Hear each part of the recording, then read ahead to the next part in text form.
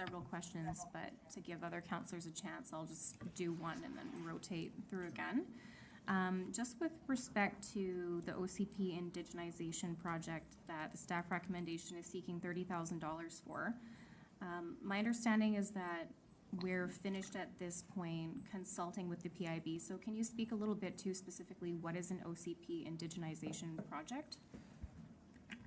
Yeah, through the chair to Councillor Boultbee.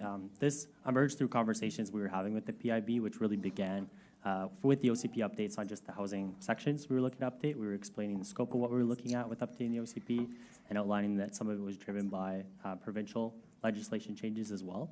What emerged from that is that there maybe weren't specific comments at this stage related to the OCP housing policy changes, but there were more comments related to the official community plan as an overall document, which guides a lot of the work that the city does in different capacities.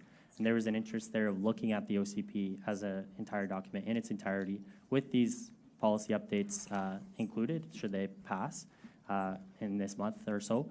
And it provides an opportunity for PIB to look and with us at the document overall and see what opportunities are there to enhance our references to reconciliation, our acknowledgement of Silk worldview and context. So it's really an ongoing project beyond the timeline of this housing policy update that we're looking to get into and continue working on with the PIB.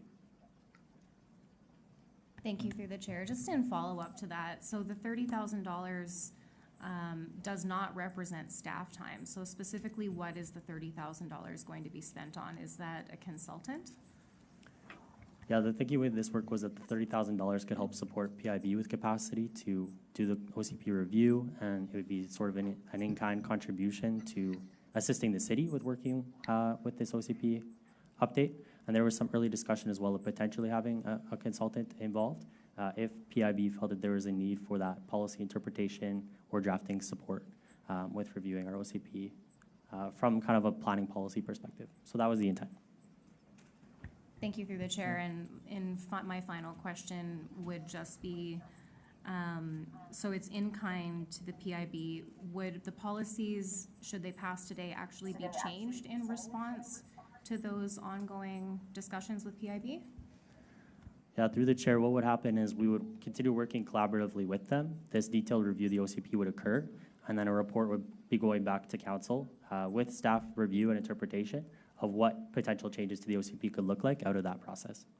So we as a city council and City of Penticton would still have a final say and review of what changes will go there, but it represents more collaboration and coordination with our PIB community as well as with staff to see what changes might occur out of this process. Councillor Miller.